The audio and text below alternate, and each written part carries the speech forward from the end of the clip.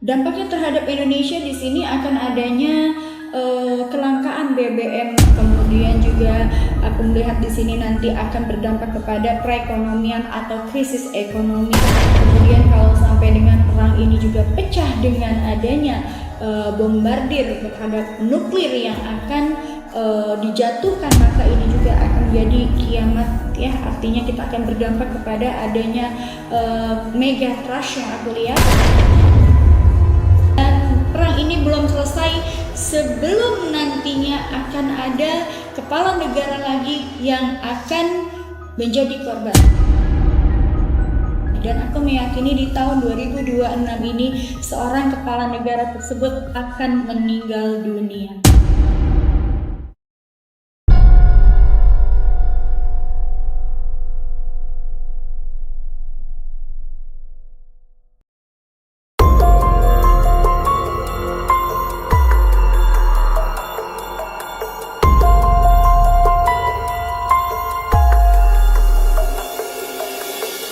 Dalam hidup ini, kebenaran sejati hanya milik Tuhan Yang Maha Esa. Apa yang akan kita bahas hari ini, hanyalah prediksi yang tidak selalu harus dipercaya. Namun, bagaimana kalau prediksi itu satu persatu perlahan benar-benar menjadi kenyataan? Memasuki tahun 2026, berbagai paranormal memperingatkan tanda-tanda besar yang mengarah pada berbagai daerah di Indonesia. Apa sebenarnya yang sedang terjadi? Mungkinkah ada sesuatu yang jauh lebih besar sedang menanti di balik semua ini? Untuk menjawab rasa penasaran kita semua, kali ini kita akan mengupas tuntas ramalan terbaru mengenai peristiwa tersebut. Jangan lupa klik tombol like, komen, share dan subscribe, serta nyalakan tombol loncengnya agar kalian tidak ketinggalan mengenai topik pembahasan menarik lainnya. Disclaimer, ramalan ini dibuat semata-mata hanya untuk hiburan dan berdasarkan pada situasi dan fenomena yang terbaca saat ini. Ramalan bukanlah kebenaran mutlak dan tidak dapat dijadikan sebagai pegangan pasti dalam hidup. Maka dari itu, marilah kita nikmati bersama konten ini dengan bijak dan jangan menghina siapapun. Paranormal pun melihat bahwa tanda-tanda menuju konflik besar sebenarnya sudah mulai terlihat sejak beberapa tahun terakhir. Bahkan menurutnya, dalam 1 tahun terakhir gambaran tersebut terasa semakin jelas. Ia melihat bahwa tahun 2026 akan menjadi salah satu titik penting yang membawa perubahan besar di dunia. Tahun tersebut bertepatan dengan energi tahun kuda api, yang dalam beberapa kepercayaan sering dikaitkan dengan peristiwa besar dan perubahan yang sulit dikendalikan. Dalam penglihatannya juga muncul beberapa fenomena alam yang dianggap sebagai tanda. Ia mengatakan bahwa di sekitar tahun tersebut kemungkinan akan terjadi beberapa fenomena langit, seperti gerhana bulan dan gerhana matahari yang muncul dalam waktu yang cukup berdekatan. Kalau aku melihat di sini dari beberapa tahun yang lalu, bahkan yang terdekat adalah 1 tahun yang lalu, bahwa akan ada pecah perang dunia ketiga di tahun 2026. Dan aku melihat fenomena ini dengan ditandai adanya beberapa macam fenomena alam yang memang di tahun 2026 bertepatan dengan tahun kuda api ini. Aku melihat di sini akan ada 9 atau 12 kali fenomena alam di mana terjadi gerhana bulan dan gerhana matahari dalam waktu yang berdekatan. Maka itu adalah sebuah tanda di mana adanya sesuatu hal yang nantinya akan membahayakan bumi ke depannya.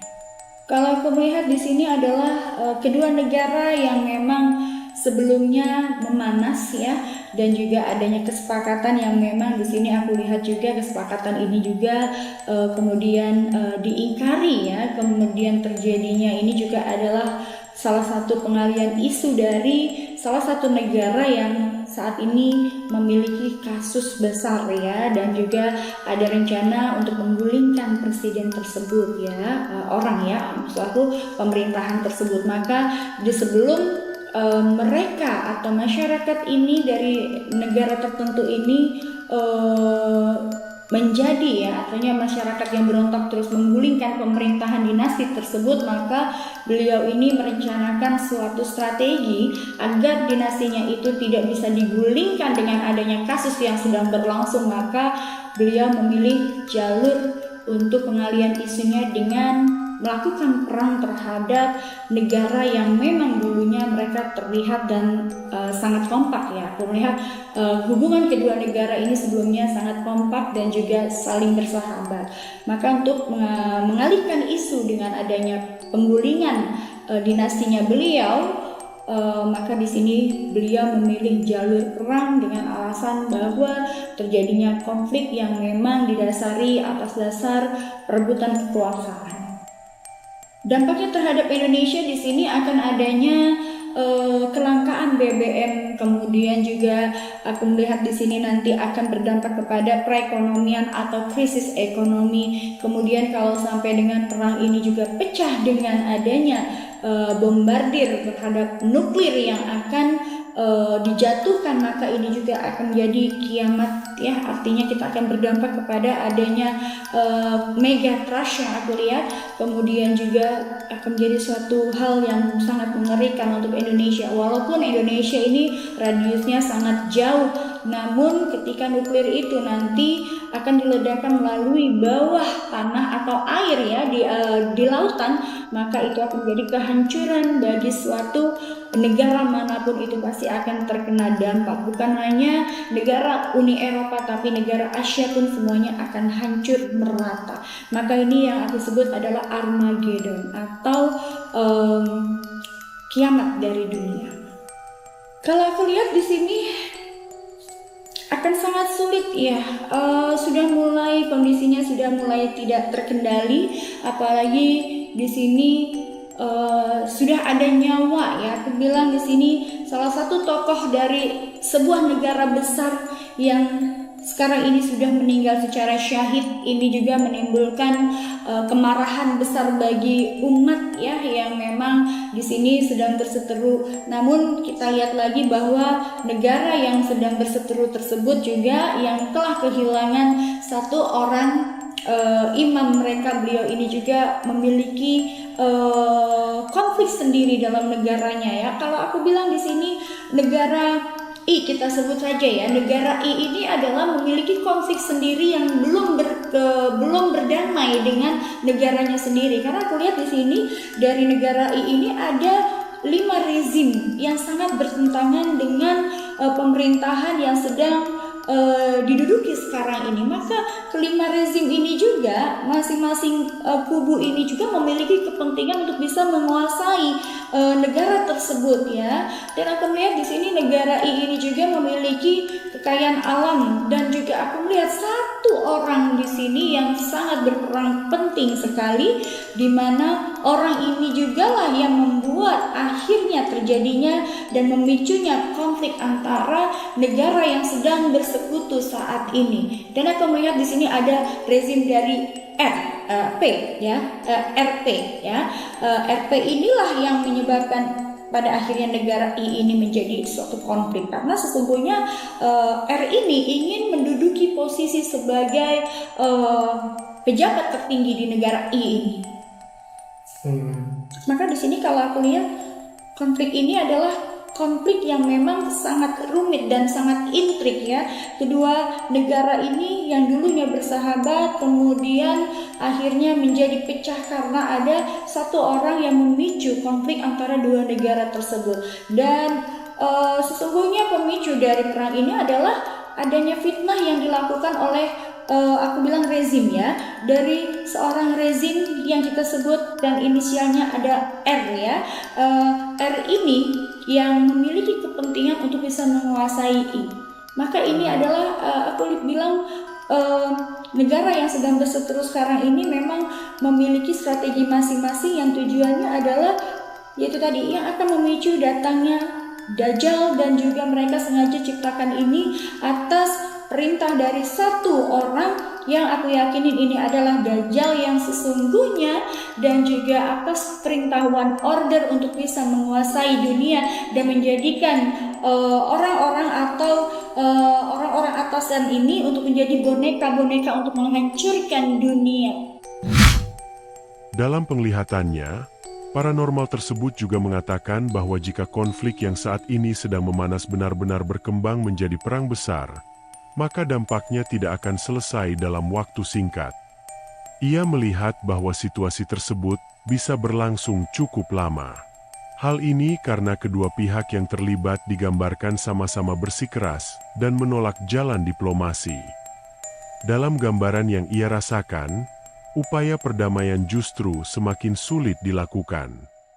Karena itulah, ia melihat bahwa dampak terbesar dari konflik ini nantinya bukan hanya terjadi di wilayah perang saja, tetapi juga akan dirasakan oleh banyak negara lain, termasuk Indonesia. Tahun 2026 ini ketika nanti terjadinya konflik yang saat ini berlangsung, dan ini juga tentunya akan sangat lama ya, karena tidak ada kata diplomasi dan menolak diplomasi, menolak untuk berdamai, maka akan terjadinya krisis ekonomi yang berkepanjangan bagi Indonesia. Aku melihat juga di sini akan berdampak kepada adanya cuaca ya, kering ya, kemarau kering bagi Indonesia, akan terjadinya paceklik, akan terjadinya di mana di sini kelangkaan BBM, bahkan banyak sekali nanti ini berdampak kepada krisis ekonomi, baik dalam struktur bidang pertahanan pun juga di sini kita akan sangat berdampak ya, di mana nanti ini akan berdampak pada pangan, listrik, air, kemudian kesehatan, dan ini akan sangat membuat kita nantinya, yaitu tadi kita bersiap-siap dengan segala kemungkinan yang akan terjadi ke depannya. Tentunya kemungkinan terburuk sekalipun kita harus persiapkan dari sekarang, karena dampak dari perang dunia ini jelas nanti akan dihantam secara perekonomian dan juga kelangkaan BBM itu yang pasti. Bahkan aku melihat di tahun 2026 ini nanti internet dan juga segala hal yang berkaitan dengan komunikasi akan shutdown.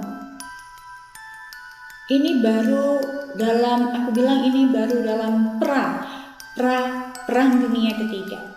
Dan kita belum tahu sampai kapan, karena kedua negara ini juga sama-sama bersikeras-kerasnya, apalagi ketika sudah adanya korban jiwa ya. Aku melihat di sini ada kepala negara yang sudah menjadi korban, dan perang ini belum selesai sebelum nantinya akan ada kepala negara lagi yang akan menjadi korban. Dan aku melihat bisa jadi perang ini nanti akan berhenti ketika sudah adanya yang meninggal dunia ya, seorang kepala negara yang akan meninggal dunia. Dan aku meyakini di tahun 2026 ini seorang kepala negara tersebut akan meninggal dunia. Aku tidak perlu sebut namanya siapa. Paranormal pun juga melihat bahwa terdapat gambaran yang lebih luas mengenai kondisi Indonesia di tahun 2026. Ia mengatakan bahwa penglihatannya tidak hanya tertuju pada situasi dunia, tetapi juga pada energi yang terjadi di dalam negeri, baik pada pemerintahan maupun masyarakatnya. Ketika ia mencoba membaca energi yang berkaitan dengan pemerintahan, ia mengatakan bahwa situasinya terlihat cukup rumit. Dalam penglihatannya, ada berbagai kebijakan yang muncul dengan niat baik, namun dalam pelaksanaannya masih menimbulkan banyak perdebatan di masyarakat. Ia melihat bahwa sebagian program memang memiliki tujuan yang positif. Namun di sisi lain, masih banyak masyarakat yang merasa bahwa pelaksanaannya belum berjalan secara maksimal. Hal ini kemudian memunculkan berbagai kritik dan ketidakpuasan dari sebagian kalangan. Di sini ada energi dan bisikan semesta terkait dengan apa yang terjadi pada pemerintahan dan masyarakat Indonesia di 2026. Apa yang akan terjadi pada pemerintahan dan masyarakat Indonesia di 2026.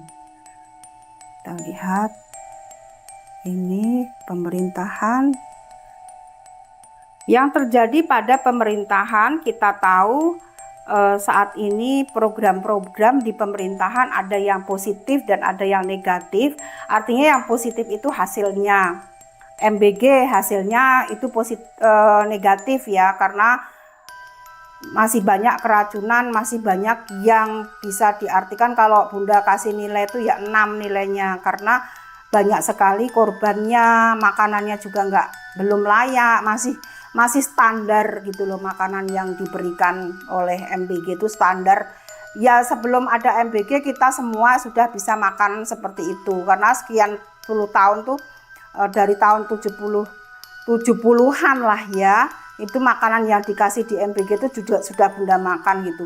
Dulu di sekolah, kalau zaman dulu di sekolah itu seringkali guru-guru itu memberikan kepada kita belajar untuk membuat makanan 4 sehat 5 sempurna. Itu zaman dulu.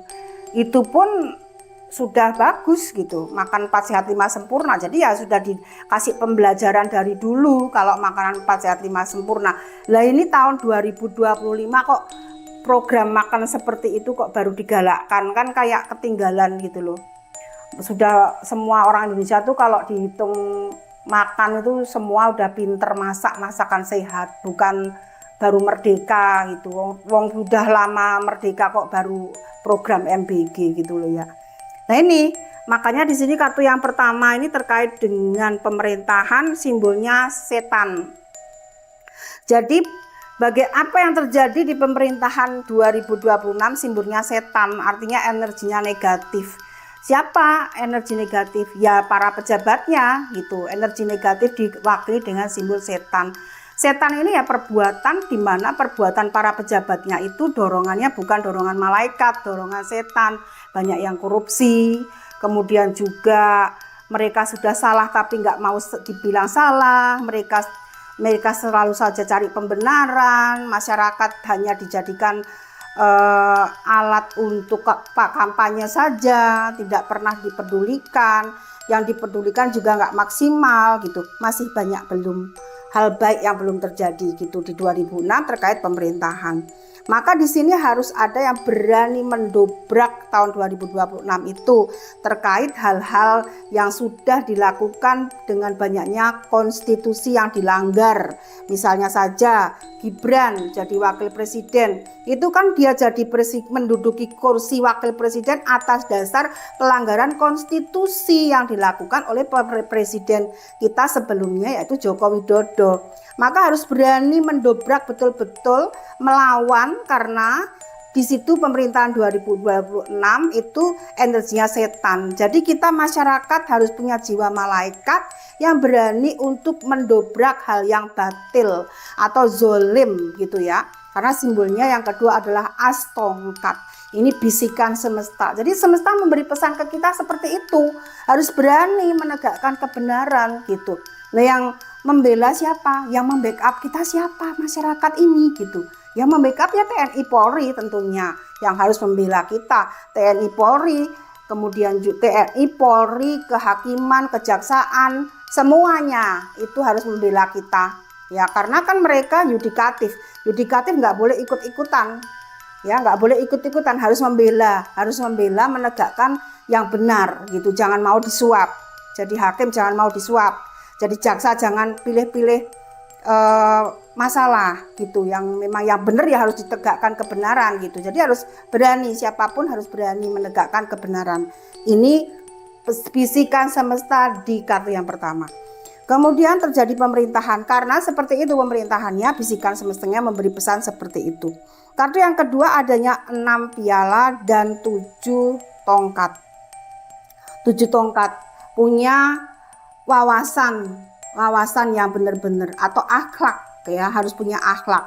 Karena tadi ada simbol setan, maka yang terjadi pada pemerintahannya ini yang terjadi. Jadi pemerintahannya disimbolkan dengan setan, kemudian solusinya harus punya as tongkat. Kita harus sebagai rakyat harus punya as tongkat. TNI harus berani membela rakyat, harus menegakkan kebenaran. Kalau pemerintahannya nggak benar ya harus ditegakkan gitu.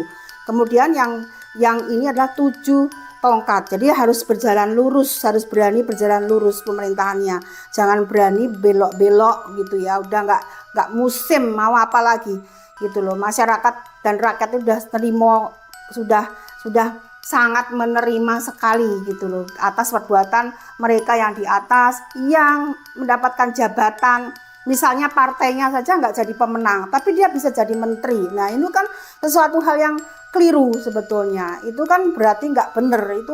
Itu bukanlah suatu hal yang lurus gitu. Maka dengan adanya 7 tongkat itu harus diluruskan. Sesuatu hal harus diluruskan.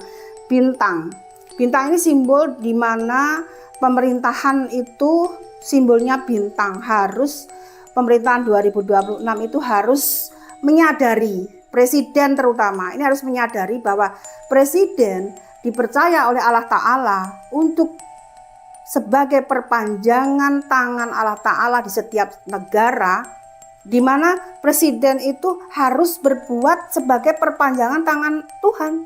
Perpanjangan tangan yang dipercaya sama Allah kok gitu. Tapi kenapa di dalam prakteknya kadang presiden malah dijadikan perpanjangan tangan mafia atau dijadikan perpanjangan tangan orang yang berkepentingan. Ini yang harus ditegakkan atau harus diluruskan dengan adanya 7 tongkat. Kartu berikutnya aspiala. Pemerintah harus mendapatkan aspiala, yaitu pencapaian yang memang benar-benar adil sesuai dengan landasan dasar negara kita Pancasila. Jangan hanya dijadikan pajangan di kantor-kantor, tapi pejabatnya nggak menghayati 5 sila yang ada di setiap kantor yang dipasang. Itu untuk pemerintahannya. Demikianlah pembahasan kita mengenai ramalan tersebut. Apakah semua ini hanya kebetulan? Ataukah memang ada sesuatu yang lebih besar sedang menanti di masa depan? Tulis tanggapan Anda di kolom komentar. Jangan lupa subscribe, like, dan bagikan video ini kepada keluarga dan teman-teman kalian. Terima kasih telah menyaksikan Ramal Nia. Sampai jumpa di video berikutnya.